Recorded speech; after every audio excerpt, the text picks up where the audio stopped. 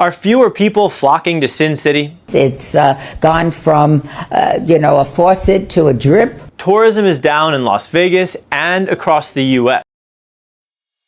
The lights over the Las Vegas Strip were never meant to be ignored.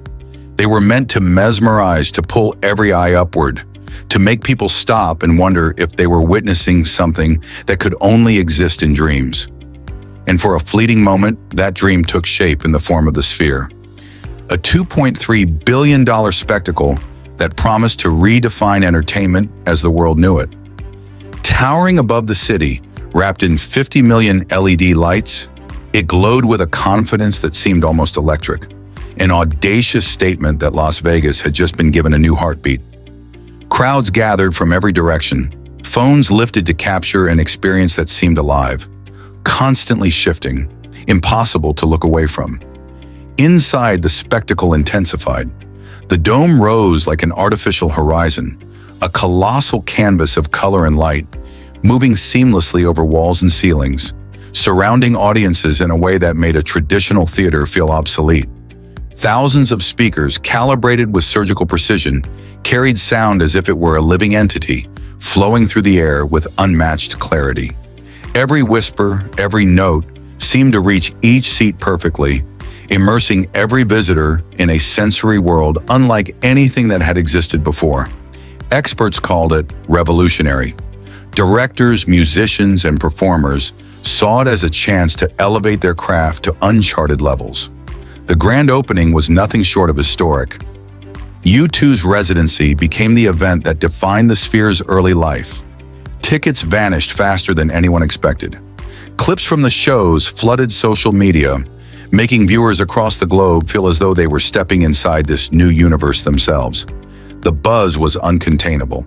And then, the Aronofsky film, designed specifically for the Dome, transported audiences across oceans, deserts, and mountains with seamless transitions that tricked the senses, heightening the illusion that the Sphere was more than a building. It was a living, breathing world. Yet behind the awe and excitement, the numbers were quietly spiraling out of control. Early financial reports revealed an operating loss approaching $100 million in the opening months. By the end of the fiscal year, losses had climbed to more than $500 million. Despite sold-out shows and global attention, the revenue could not keep pace with the extraordinary costs. Maintaining the Sphere was no ordinary endeavor. The exterior lights demanded constant monitoring. Projection systems required expert technicians around the clock. The energy needed to power the visuals was staggering. Climate control had to sustain thousands of guests in the blistering desert heat.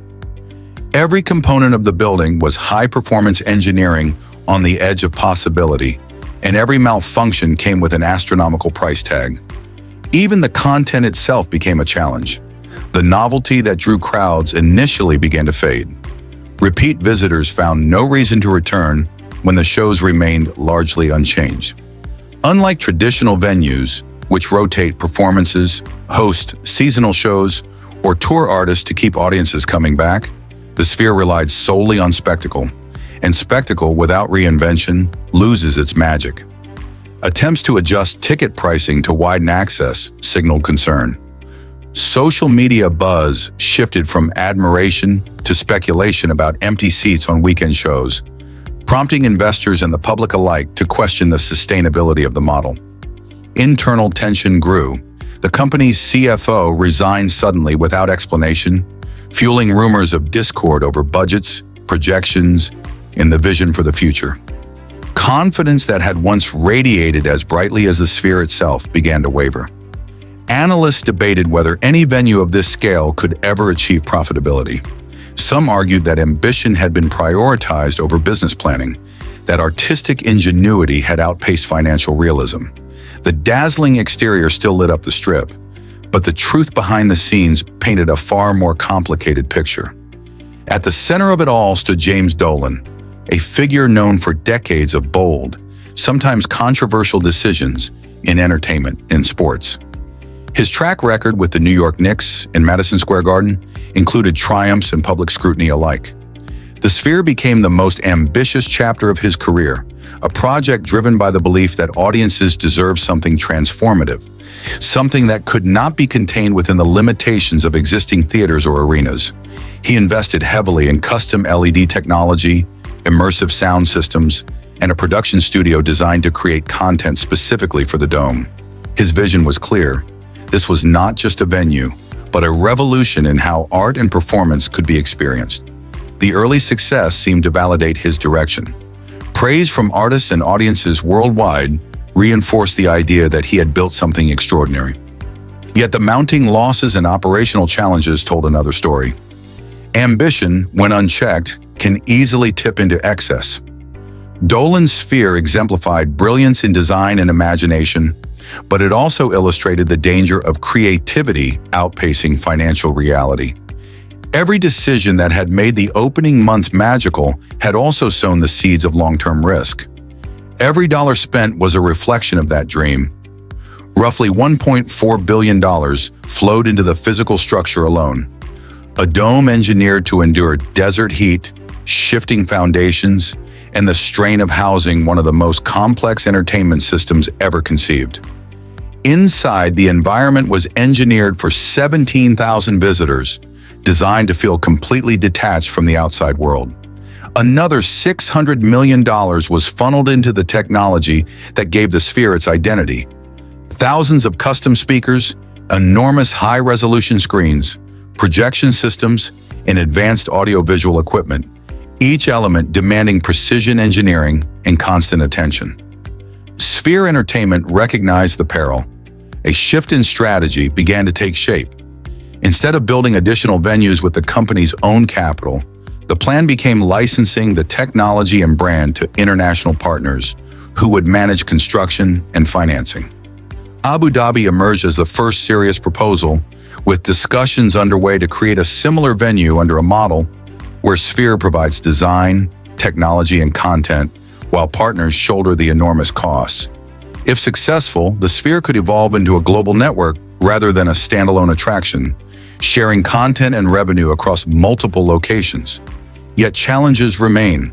All content has been tailored to the original Dome's unique dimensions and technology. Replicating the experience elsewhere requires extensive adaptation. Projection mapping, audio calibration, and visual engineering all need to be customized for each location.